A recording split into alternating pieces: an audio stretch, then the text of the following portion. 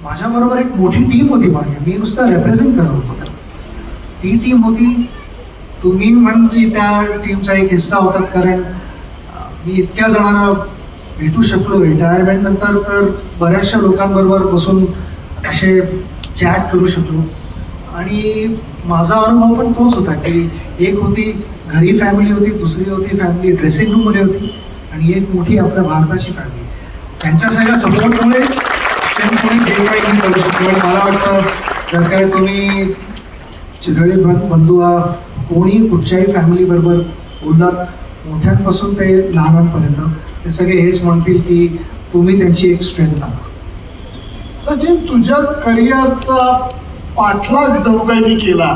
पत्रकार म्हणून तुझी असंख्य शतकं, तुझं यश अपयश हे मी मैदानावरती पत्रकार म्हणून अनुभवलेलं आहे. मला एक गोष्ट दरवेळेला लक्षात आली, ते म्हणजे कुठल्याही पद्धतीने सरावादरम्यान, तयारी दरम्यान तू शॉर्टकट्स कधी घेतले नाहीस. कारण तुझी जेवढी बॅटिंग मैदानावरती मी एन्जॉय केली, तेवढाच तुझा सराव मी तन्मयतेने बघायचो. आणि इथं मला परत कुठेतरी ही नाळ जुळलेली दिसते चितळ्यांचा बरोबर, की ते सुद्धा त्यांच्या व्यवसायाच्या बाबतीत शॉर्टकट्स घेत नाही. तर हे किती महत्वाचं आहे, शॉर्टकट्स न घेणं. मला लहानपणापासून फॅमिलीत बाबांनी तर सांगितलं होतं की मी फेल्युअर ॲक्सेप्ट करेन, शॉर्टकट नाही ॲक्सेप्ट करणार. It is okay to fail in life. आणि ज्यावेळेला तुम्हाला घरनंच असे मेसेजेस मिळतात, त्यावेळेला मग फेल्युअरची भीती नाही वाटत. You start preparing your self. आणि ज्यावेळेला मला माझा मोठा भाऊ अजित आचरेकर सरांकडे घेऊन गेलो, सुरुवातीला असंच आपले उन्हाळ्यातले काही दिवस शाळा नाही आहे तर प्रॅक्टिस करेल, जी काय मस्ती करेल ते ग्राउंडवरती करेल, नाहीतर ऑलवेज घरी कंप्लेंट यायची काही ना काहीतरी, आज याने ही काच तोडली किंवा झाडावरती चढला आणि सगळ्या कैऱ्या संपवल्या आणि ते सगळे पुढच्या गाडीच्या टायरची हवा काढली, हे सगळे मस्ती करत बसायचोच नेहमी. तर ह्या कंप्लेंट घ्यायच्या ऐवजी ह्याला जाऊन दे एकदा ग्राउंडवरती, जे काय त्याची एनर्जी आहे, जेवढी मस्ती करेल तिकडे ग्राउंडवरती केली. कुठेतरी तो मस्ती करणारा मुलगा थोडा सिरियस व्हायला लागला, त्याला एक डिरेक्शन मिळाली लाईफमध्ये. आपण म्हणतो की ना चॅनलायझिंग युअर एनर्जी, तर तशी मी माझी एनर्जी चॅनलाइज करायला लागलो, थोडा फोकस करायला लागलो क्रिकेटवर. आणि ठरवलं की क्रिकेट खेळायचं मला सिरियसली. टी व्हीवरती बघितलं होतं 83 मध्ये आपण वर्ल्ड कप जिंकलो, त्यावेळेला कुठेतरी वाटलेलं की आपण पण एकदा असं वर्ल्ड कप उचलायला पाहिजे. पण त्यामागे किती मेहनत करायला लागते आणि काय काय करायला लागतं याची काही आयडिया नव्हती. 10 वर्षाचा होतो.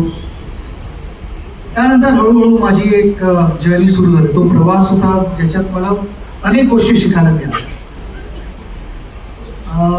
जो समर हॉलिडे जिथे नुसतं असंच आपण म्हणतो की थोडा टाइमपास करायला गेलो होतो, ते पर्पजफुल समर हॉलिडेज व्हायला लागले. नेक्स्ट इयर ज्यावेळेला मी शाळा बदलली, त्यावेळेला मला आचरेकर सर सकाळी बोलवायचे. अबाउट एक 7:30च्या आसपास मला 5 नेटमध्ये मी बॅटिंग करायचो. मग सर म्हणायचे आता थोडा वेळ रेस्ट कर, मला अर्धा तास रेस्ट करायला द्यायचे. मग एक मॅच खेळायचो. मॅच झाल्यानंतर सर परत म्हणायचे की तू अर्धा तास रेस्ट कर आणि आता परत तू 5 नेटमध्ये बॅटिंग करायस. परत 5 नेटमध्ये बॅटिंग करायचो. आणि लास्टला ज्यावेळेला थकलेलो असायचो बॅटिंग करायला, त्यावेळेला सर स्टंपवरती 1 रुपयाचं नाणं ठेवायचे आणि ते कॉईन माझ्यासाठी गोल्ड मेडल असायचं. की काही केल्यास सर मला टार्गेट द्यायचे की पुढची 10 मिनिटं तू आऊट नाही व्हायचंस, तू कसाही सर्वाईव्ह हो. आणि त्यावेळेला मला मी एवढं सांगू शकतो की तुम्ही जेवढे बसलेले आहात ना ह्याच्याहून जास्त फील्डर्स असायचे. कारण जो कोण शिवाजी पार्कात असायचा त्याने जर काय कॅच पकडला तर मी आऊट होतो. मला आर्ग्युमेंट करायला काही स्कोप नव्हतं. सरांने तो एक माझ्याबरोबर ते अंडरस्टँडिंग होतं सरांचं की कोणी कॅच पकडला की तू आऊट आहेस. तर मला बॉल खाली ठेवायला लागायचा. ते सगळं झाल्यानंतर सर म्हणायच्या 2 राऊंड शिवाजी पार्कच्या मार. पहिल्यांदा मी ट्राय केलं थोडं पॅड्स काढून आणि बॅट वगैरे बाजूला ठेवलं. सरांनी मला विचारलं की तू बॅटिंग अशी करणार आहेस का, विदाऊट पॅड्स करणार आहेस की विदाऊट बॅट जाऊन रन करणार आहेस.